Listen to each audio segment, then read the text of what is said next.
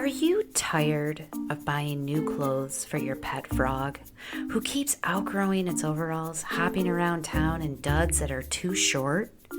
Probably not, because frogs don't wear clothes. And you are most likely wondering, what the heck is she talking about? This is a fake ad, but if you or someone you know has a small business, imagine the real ad being placed here with the same artistic integrity, but genuine content. Email me at rooroosig@gmail.com to find out how to get your ad placed on the continuously growing podcast, The Story Chaser.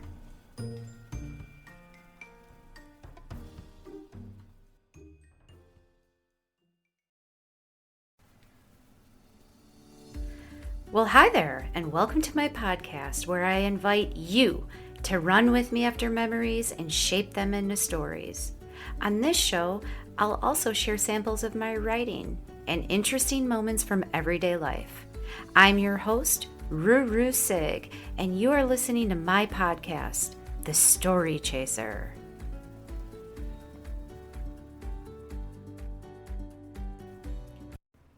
Welcome back, loyal listeners. This is Season 4, Episode 4 of the Story Chaser podcast. I had to think about that for a minute, I'll be honest. I wasn't sure where I was at in this show.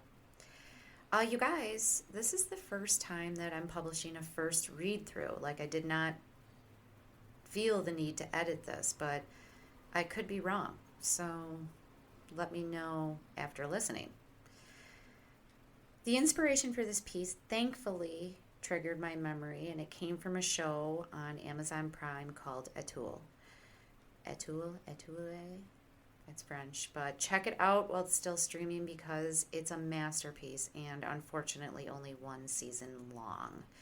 So cut off way too soon. I wish I could do something about that.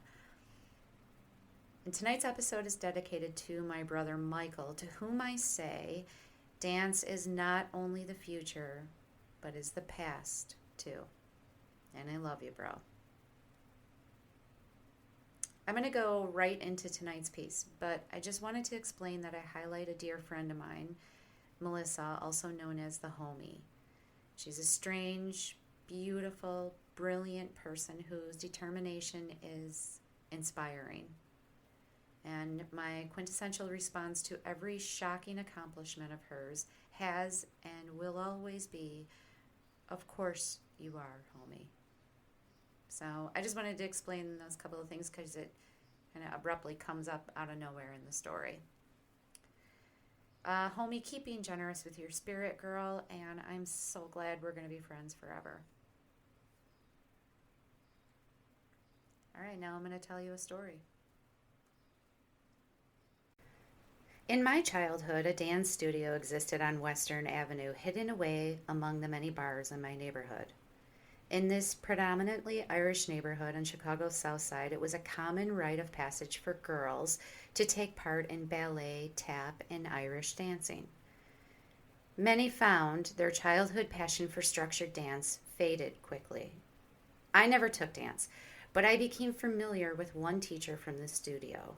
Her name fell in chitter-chatter from the mouths of my peers. Miss Mary said I'm improving. Miss Mary knows I haven't been practicing. Miss Mary taught me this, and Miss Mary taught me that. And for me, Miss Mary's lasting impression would be a brief vision years later in a nearby mall called the Evergreen Plaza. The Plaza for short. The Plaza was close enough for my friends and me to walk to, and if we scrounged together enough change, we could buy a bag of Swedish fish from the fancy candy store. The one that had plastic scoops attached by wire in the bins and had to be weighed. We enjoyed the free air conditioning and a sense of independence in that strange period between childhood and teen angst. Often we sang songs loudly as a group, and when the sugar rush kicked in, we made a game out of running up and down the escalators. There was a movie theater attached, and times when two people would buy tickets and let the rest of us in the side door that opened to the outside. Age 12, when trouble becomes exciting. And yeah, We relished in a score of cheap bracelets slipped under our sleeves, running from stores we so coolly strolled into. It was a narrow window, the phase of shoplifting. It seemed justified in our skewed moral compass from resentment for simply wanting what we couldn't afford and the inabilities to cope with underlying issues. I have no doubt my pals had the same haunting guilt later at night. And on the brink of ego ridden years, just moments in the future, we assumed that everyone was interested in our shenanigans. When in reality, the 16-year-olds in charge of those stores probably knew what we were up to and didn't give a rat's ass. But we ran anyway, as if the fuzz were on our heels, training for when they would be in our high school years. And that was a typical summer day in a chopped explanation that gives you a picture of how I was spending time on the day I was running through the plaza with a group of my pals when my Chuck Taylors screeched to a halt against the floor, reaching Sabaro's Pizza in the food court. And basking in the orange glow of a nearby food warmer lamp, a woman sat in one chair with her legs crossed on the back of another in front of her. Her purple leotard, gray leg warmers, and neon green shorts clashed with the red, white, and green triangle-tiled walls of the mall's pizza joint. A flimsy tin ashtray lay beside her beverage on the table, filled with discarded butts, as she held a lit cigarette to her lips, took a drag, tilted her head upward, and released a stream of smoke. A waterfall of her red hair spilled over the back of the chair. She was elegant and mysterious, and the world's noise went stark as I watched her silently live her story. In sight of her, no one else seemed to exist until my trance was broken when one of my girlfriends whispered, "That's Miss Mary." Even her stillness and deep thought was somehow a dance. And had I known she was that cool, I might have tried a step or two myself. Within seconds of being placed down, a paper plate was soaked in grease from a slice of pizza. A Sbarro's employee slammed a counter bell multiple times, signaling to the customer that it was ready. It wouldn't be Miss Mary running to retrieve it, though. She stayed put with her beverage, chain-smoking herself into an unforgettable vision. Over a decade later, a similar bell, but more easing, would ring as the Rock Island Metro jolted from stillness and left the station. I was resting my head against the oval window. My stocking feet were pressed against the steel waffle pattern of the floor of the train. I loved how cool it felt after standing all day on the trading floor.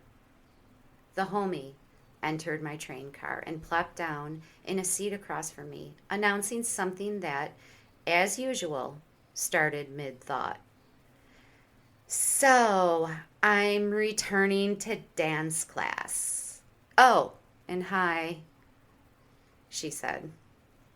It was amusing to see how we shared similar professions, she checking trades on the Mercantile Exchange and I at the Chicago Board of Trade, yet could still be enthusiastic about completely different things outside of that sphere.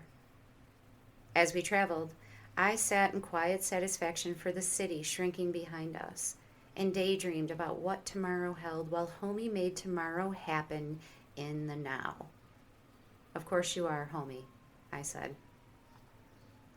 And even though she hadn't danced in a formal, organized setting for at least 15 years by then, she went into it fearless and adventurous. She announced it, made it happen, like everything she did. And for 5 nights a week after work, she trained for a last performance at the end of her studies. The months continued to pass, and the homie worked all day and danced all night. She even knocked some of her tuition off by teaching the younger dancers in her free time, which she carved out of somewhere, in some alternate universe that she always found. Finally, after hearing about this and watching her practice tap on a wooden board in her dining room, which, by the way, probably drove her neighbors absolutely nuts, it came time for her to showcase her talents. The Saturday night performance was set. And in a somewhat impaired state, my friends and I entered the Chicago Lincoln Park's Little Theater. And I mean small, Little, as in the stage, a designated piece of floor not raised more than a foot, was just a few feet away from the first row of seats. And I think we were like row 3. It was intimate. In our altered state of mind, we could barely hold it together, and one of my gal pals held the neckline of her shirt over half of her face as she shook with laughter. And I guess it was hilarious. Sitting and waiting for a performance to start? I don't know. The lights dimmed on us, and the stage shined, and the performers started coming out in groups. We behaved pretty well until Homie's class took the stage. Our celebration of our friends' achievements was loud and unrestrained, marked by clapping and cheering and fist-circling motion like Arsenio Hall's, bordering on excessive. You know, like a bunch of clowns who had no business in this culturally aesthetic atmosphere. And there's no doubt we bothered other audience members, but Homie didn't care. She knew who she invited, and it didn't matter anyway because she wasn't dancing for us. She was dancing up there in her sequence-lined costume and tap shoes for herself, because she said she would. And she was beautiful up there. She's beautiful everywhere. The group performances finished, and then the night's closing dance began. The stage light flickered off for a few dramatic minutes before suddenly illuminating a lone dancer. The dancer stood posed in a light gray, lavender-hued unitard, waiting the music start. And to this day, I have never seen another human in more impeccable physical shape with muscles upon muscles in my life. The entire audience, all of us, were profoundly stunned into silence as this man rose to his tiptoes and began fluttering ballet around the stage. As he bounced, leapt, and twirled, my shoulders and head swayed into another unforgettable vision. He danced a tale that didn't need words, and I lost everyone else around me, completely immersed in his performance. It was exactly what any artist is striving for, an unforgettable performance that makes someone, anyone, feel. I feel it now, 20 years later, just the same as I did in that humble theater that Saturday night. He was brave and free on his stage 6 inches high, and I went everywhere he took me in that dance. He concluded it by collapsing in half, resting his nose on his toes with his arms extended outward. And it was the applause that brought me back to the theater. I had never seen a man dance, seriously, let alone ballet. The men I knew jumped awkwardly in a circle at a high school dance, with their ties thrown over their shoulders. Then they stiffly swayed side to side with a girl for any slow music. And then they grew up and became plumbers or police officers. So this graceful and strong person bravely exemplifying a gorgeous art form was about as foreign to me as Billy Elliot was across the pond, which, by the way, is a must-see film. That following Monday, I stepped away from the trading floor for a quick smoke break in the common area between the buildings. This area was also a walkway for commuters heading to the train. Passerbyers were in a constant presence, including folks in trading coats like myself, and homeless individuals seeking loose change. Lighting my cigarette, I saw a curious individual on the pavement opposite. An Ackerman badge on his trading jacket identified him as a stock trader, and he too was smoking a cigarette and reading a folded newspaper. The way he was leaning against the building with one heel pressed against the inner shin of the other leg, making a triangle, was as if he was posed as someone who was resting, if that makes any sense. And I found myself drawn to him, moving through the passing folk. My legs were trembling as the ground seemed to move for me, and my bones were warmer the closer I got to him. The ash on my neglected cigarette was long and ready to fall. In a city with millions of people, what were the chances that we worked in the same place? It was a place that was 90% men who, for a living, jumped in a circle with their ties resting to the side of their shoulders.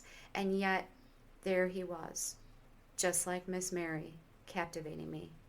And when I finally reached him, I was certain that he was the ballet dancer from Saturday night, and it turns out I was right. He finally noticed me over the top of his newspaper, flicked his hair away from his forehead, and blew a cloud of smoke upward before letting his eyes meet mine again. He glanced back down to read before I spoke. Awkwardly and with no actual plan, I stammered through, "Hi, I saw you." People walked between us, and his eyes shifted left to right. I backed up to let them pass and forced my way into his space again. "On Saturday, I saw you dancing." A brief, fiery spectacle erupted around us as his ember from his cigarette struck the doorway. His newspaper, now bent and crumpled, forced into his side pocket. His stance was broken as he landed with his feet together after twirling in a circle. As more people went between us to re-enter the building, he swiftly caught the door before it shut. "Right? That was you," I added. He suddenly held out a flat palm, blocking my words in midair. "Yeah, I don't talk about that here, okay?" he bluntly explained as he started through the door to walk back inside and away from me. "You were wonderful. Really wonderful," I loudly said to his back. And he spun around again, a half smile playing on his lips, true to the tortured soul of an artist, fighting the desire to believe me as he silently mouthed the words back, "Thank you." While riding the escalator back to the trading floor, I decided that I would never recognize him again in that place, nor tell anyone about this other life, the one where he took people away from this world for a while with his beautiful dancing. Well, I mean, never until I did a podcast episode about it.